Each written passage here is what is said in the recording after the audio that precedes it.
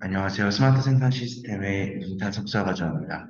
제가 오늘 발표드릴 내용은 트랜스포머로 Attention is all you need에 대한 내용입니다.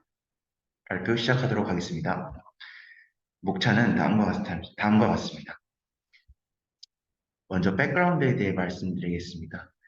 딥러닝 기반의 기계 번역 발전 과정에 대한 그림인데요. 아래는 그리고 LSTM, 시퀀스가 맨 처음 나오게 되었고, 그 다음 2015년에 어텐션이 나오게 됨으로써 그 이후에는 어텐션 기법을 기반으로 한 모델들이 나오게 되었습니다. 맨 처음 RNN 기반의 모델 같은 경우에는 장기 의존성을 가지지 못한다는 단점이 존재하고 그 이후에 나온 LSTM은 RNN보다는 장기 의존성을 잘 가지고 있지만 기울기 손실과 같은 문제를 해결하지 못하였습니다. 또한 시퀀스 투 시퀀스 같은 경우에는 컨텍스트 벡터에서의 보틀넥 현상이 일어나고 또한 긴 문장에 들어갔을 때 마찬가지로 LSTM과 마찬가지로 장기 의존성 문제가 발생한다는 단점이 존재합니다. 제가 오늘 세미나에서 발표드릴 내용인 트랜스포머에 대해서 간략하게 말씀드리도록 하겠습니다. 트랜스포머는 RNN과 CNN에 의존하지 않는 최초의 변환 모델입니다. 트랜스포머 이후에 나온 모델들에서 이제 버트 같은 모델이 있는데 버트와 같은 향상된 네트워크에서도 채택된 구조를 가지고 있고 그다음에 인코더와 디코더의 구조를 가지고 있습니다. 오른쪽 그림에서 왼쪽이 인코더, 그다음에 오른쪽이 디코더라고 생각해 주시면 될 것 같습니다. 트랜스포머는 격렬화가 가능하고 훈련 시간을 단축한다는 장점을 가지고 있습니다. 왼쪽의 트랜스포머 아키텍처에서처럼 인코더의 마지막 레이어는 그 트랜스포머 디코더의 모든 디코더 레이어에 들어간다는 걸 알고 계시면 좋을 것 같습니다. 먼저 트랜스포머의 기본적인 특성을 알고자 제가 이제 그런 장표를 넣어보았습니다. 트랜스포머는 대부분의 시퀀스 변환 모델은 인코더, 디코더 구조를 가지고 있습니다. 이제 매 스텝마다 제기적인 특성을 가지고 있는데 이 제기적인 특성이란 아래 그림에서 보시는 것처럼 인풋으로 4만큼의 스텝이 들어왔을 때 한 스텝을 예측하고 그다음에 그 예측한 스텝을 다시 인풋으로 넣어서 그 다음 스텝을 예측하는 그런 과정을 의미합니다. 동적 디코딩이라고도 불리는 이 과정은 트랜스포머의 번역을 수행하는 그 과정이랑 같다고 생각하시면 될 것 같습니다. 그리고 인코더와 디코더의 스택형 셀프 어텐션 및 포지션 와이즈 플리 커넥트 레이어가 사용되는데 본 부분은 다음 부분에서 다음 장표에서 더욱 자세하게 설명드리도록 하겠습니다. 먼저 셀프 어텐션에 대해서 알고 계셔야 되는데 트랜스포머는 셀프 어텐션 메커니즘을 기반으로 합니다. 그래서 이 셀프 어텐션이 뭐냐라고 하신다면 간단하게 말하면 이제 자기 자신의 요소들은 서로 얼마나 관련이 있는가라고 알아주시면 될 것 같습니다. 먼저 셀프 어텐션에는 쿼리, 키, 밸류 이 세 가지가 사용됩니다. 먼저 쿼리는 무언가를 물어보는 주체입니다. 그리고 키는 물어보는 대상, 마지막으로 밸류는 소프트맥스를 통해 구간 출력값과 밸류를 곱해서 가정치가 적용된 밸류를 구한다라고 되어 있습니다. 이 세 가지에 대해서 더 자세하게 알아보도록 하겠습니다. 먼저 I love you라는 단어가 있다고 생각해 보겠습니다. 그럼 이 I love you에서 단어인 I love you 이 각각은 서로에게 얼마만큼의 주의, 즉 어텐션을 가지는가를 보고자 할 때 저희는 셀프 어텐션을 사용합니다. 먼저 이 단어 자체가 컴퓨터가 그대로 알아들을 수 없기 때문에 인베딩을 통해서 숫자 형태로 바꿔주고 이 인베딩한 차원의 쿼리키 밸류를 이제 각각의 웨이트를 곱해서 생성해 주게 됩니다. 아래에서 러브가 1 곱하기 4 차원을 가지고 있기 때문에 쿼리를 생성하기 위한 가중치는 4 곱하기 2로 행렬로 되어 있고 키와 밸류 역시 마찬가지입니다. 이로써 어, 러브라는 단어에 대해 각각의 쿼리 키 밸류를 생성한 것을 확인하실 수 있습니다. 다음으로 어텐션은 이제 생성한 쿼리에 키를 곱해서 이제 키를 곱한 뒤 소프트맥스를 취해서 확률을 나타내 주게 되는데 이 확률은 각각의 단어가 서로에게 얼마나 관련이 있는가를 알려주게 됩니다. 먼저 쿼리 i라는 단어가 들어왔을 때 키 I love you가 각각 들어와서 곱해지면 확률 72%, 15%, 13%를 나타내게 됩니다. 그, 그 의미는 쿼리 i라는 단어는 키 i와 72%의 관련성을 존재하고 러브와는 15%, 유라는 13%의 관련성을 가진 것을 의미합니다. 이 각각의 퍼센트에 밸류 값 단어를 각각 곱해서 최종 어텐션 스코어를 산출하게 됩니다. 실제로 이 문장 번역과 같은 경우에는 한 문장에 매우 여러 개의 단어가 들어있는데 셀프 어텐션을 진행할 때도 이 각각의 단어에 대해서 윈드를 한 번씩 곱한 다음에 출력을 하는 게 아니라 모든 단어가 행렬 형태로 되어 있으면 이 행렬 형태 전체에 대한 연산을 진행하게 됩니다. 그래서 앞 장표에서는 i라는 단어 하나에 대해서 인베딩 값이 있고 그 인베딩 값의 웨이트를 곱해주어 키워 밸류, 그 다음 마지막 어텐션 스코어까지 산출해주게 되는데 본 장표에서처럼 I love you라는 문장 전체가 행렬 형태로 인베딩이 되어서 들어오고 그러면은 각각의 인베딩 행렬에 웨이트를 곱해서 쿼리와 키 밸류를 동시다발적으로 생성해 줍니다. 이제 앞에서 구한 Q와 쿼리어, 그다음 키를 곱해서 어텐션 에너지, 즉 웨이트를 생성해 주게 되는데 여기서 이제 셀프 어텐션에서의 어텐션 웨이트는 받아 나온 어텐션과 같은 거기서의 어텐션 에너지와 같다고 생각해 주시면 될 것 같습니다. 그다음 네. 그럼 이 과정까지 해서 이제 세 가지 의문이 드실 수 있습니다. 먼저 왜 덧 프로덕트, 즉 쿼리와 키를 곱해서 어텐션을 진행하느냐라는 생각이 드실 수 있습니다. 어텐션에는 어딕티브 어텐션과 덧 프로덕트 어텐션이 있는데 어딕티브 어텐션은 곱셈이 아닌 덧셈을 진행하는 것을 의미합니다.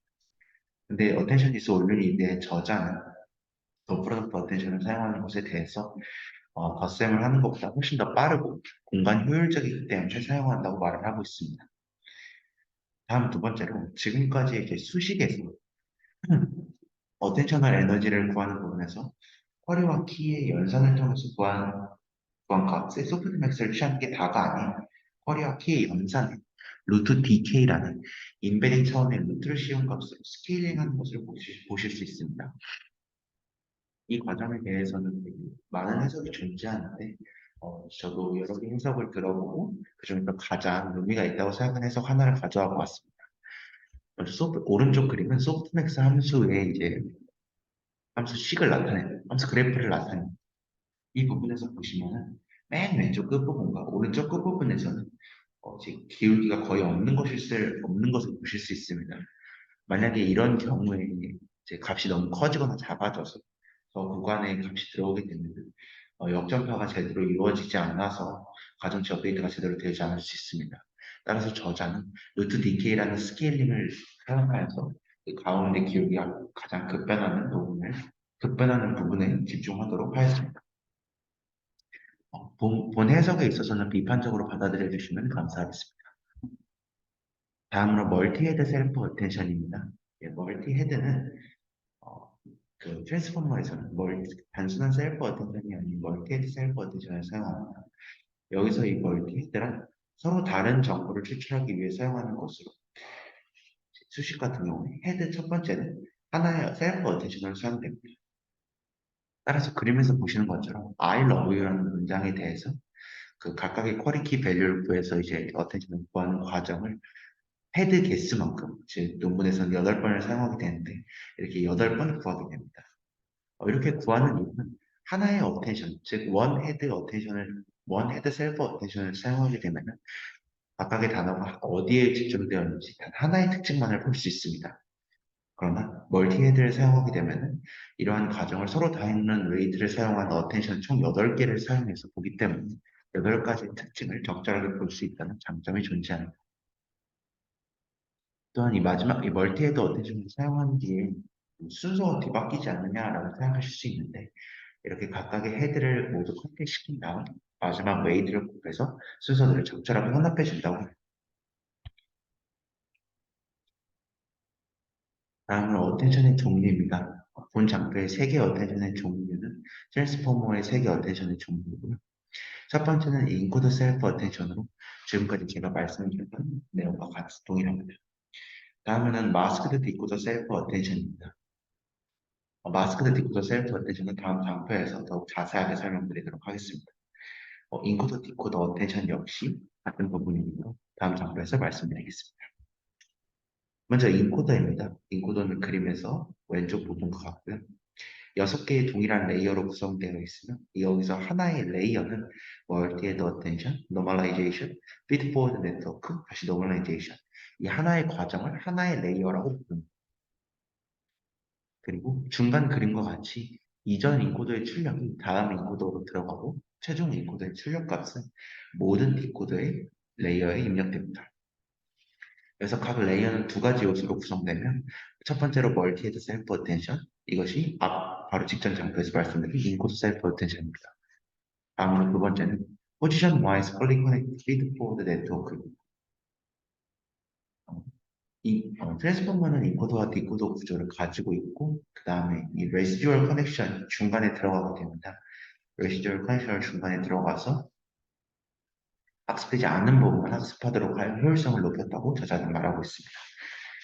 그리고 이 트랜스포머 아키텍처를 구성하는 저는 인베딩 그리고 하위 개체의 차원을 모두 512로 통일했다고 하는데 따라서 인코더 첫 번째 레이어에 입력될 때도 512, 그래서 멀티헤드 셀프 어텐션을 거친 다음에도 512, 피드 포워드에 입력에도 512, 출력에도 510이다라고 알아주시면 될 것 같습니다.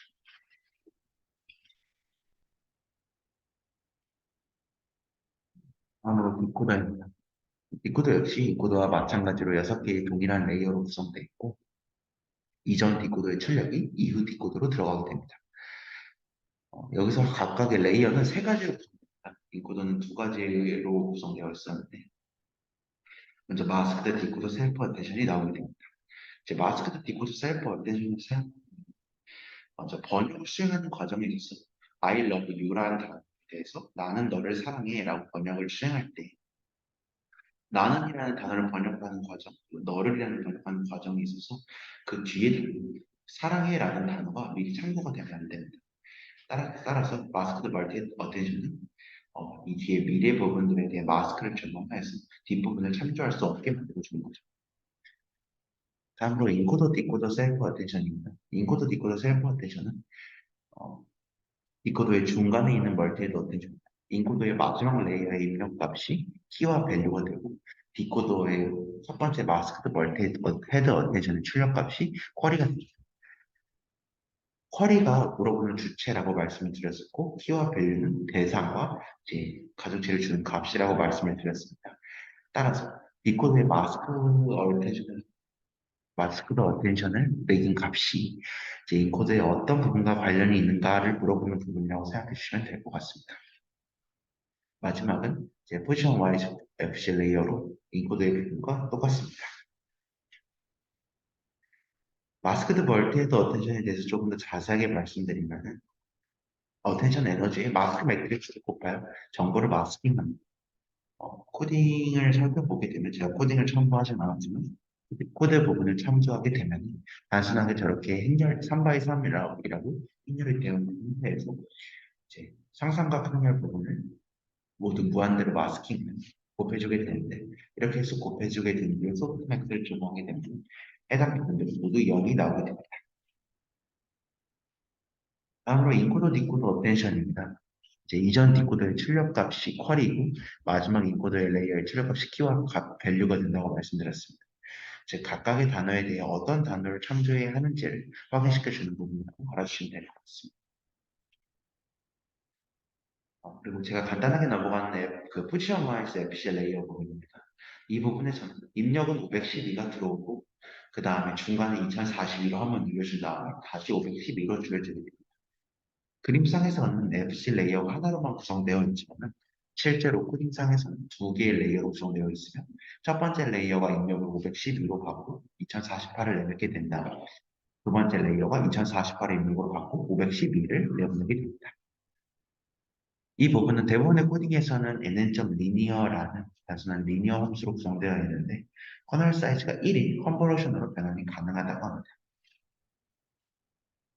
다음 인베딩과 포지셔널 인코딩입니다.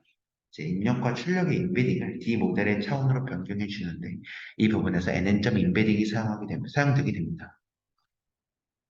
단어를 컴퓨터가 알아들을 수 있는 숫자로 바꾸는 부분에서 제가 말씀드렸다시피 이제 이 트랜스포머는 512라는 차원을 사용하게 되는데 이 512라는 차원을 사용하는 것의 뚜렷한 이유는 없다.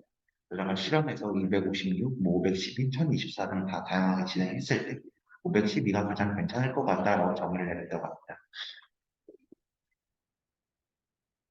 다음으로 이 510이라는 차원이 되게 중요한 이유는 RNN이나 뭐 CNN 기반의 모델보다 이제 이런 트랜스포머 셀프 어테이션 메커니즘이 더 빠르게 진행될 수 있는 이유는 입력되는 문장이 512차원보다 더 적은 모든 경우에 있어서 RNN이나 CNN보다 빠르다고 합니다. RNN은 511차원이 들어오는 차원의 문장에 대해서 앞에서부터 하나씩 진행되게 되는데 셀프 어테이션은 512 이하만 되게 되면 이제 얘는 좀 리니어로 512문장을 한 번에 입력받아서 가중치를 적용하기 때문에 더욱더 시간 복잡도나 계산 복잡도 측면에서 효율적이고 다음 셀프 어텐션에서는 시간 정보를 입력받을 수 없습니다. 이제 RNN은 순차적으로 진행되고 컨버전 또한 슬라이딩을 진행하면서 시간 정보를 입력받을 수 있으나 셀프 어텐션은 그럴 수 없기 때문에 이 시퀀스 정보를 추가로 주입하게 되는데 이 부분이 바로 포지셔널 인코딩입니다. 주기 함수를 보시는 것처럼 사인 함수와 코사인 함수를 이루어진 저는 주기 함수는 인베딩 된 값에 엘리멘트와 싹에 더해주게 되는데 이 부분은 저도 좀 의아한 게 코드를 보게 되면 단순하게 인베딩 된 값 각각의 개별 요소에 이제 포지셔널 인코딩 된 주기 함수의 값을 더해주게 됩니다. 이렇게 더해주게 된 경우에 이제 어떻게 모델이 시퀀스 정보를 포착하는가가 저도 좀 궁금하긴 한데 이러한 포지셔널 인코딩이 없는 경우는 시간 정보가 무너지는 것을 확인할 수 있었습니다. 동작 원리에 대해서 이제 간단하게 정리해 보겠습니다. 먼저 첫 번째는 인베딩 그리고 어텐션 과정. 먼저 단어를 인베딩을 적용하고 이외 포지셔널 인코딩을 사용하면서 각각의 엘리멘트 와이즈하게 더해줍니다. 그 다음에 이렇게 더해진 값에 멀티헤드 어텐션을 적용한 뒤 스텝 2에서는 잔여 학습, 즉 레시스럴 커넥션과 레이어 노멀라이제이션을 사용해서 정교화를 수행했습니다. 마지막으로 정리를 해보자면 기존 R&D 계열의 모델은 모두 긴 시퀀스에 있어서 기울기 손실 그리고 메모리 문제가 발생한다는 단점이 있습니다. 다만 트랜스포머 같은 경우에는 레이어별로 계산 복잡도가 줄어들고 시퀀스 길이 N, representation 차원이 B, 즉 인베딩 차원보다 더 작을 때 RNN보다 빠르고 장기의 조성을 더 잘 처리하는 것을 확인할 수 있었습니다. 추가적으로 어디서는 사용하는 것의 가장 큰 장점인 해석 가능성 또한 제공한다는 점에서 트랜스포머는 여러 가지 컨트리뷰션을 가지고 있다고 말씀드릴 수 있습니다. 네, 이상 발표를 마치겠습니다. 감사합니다.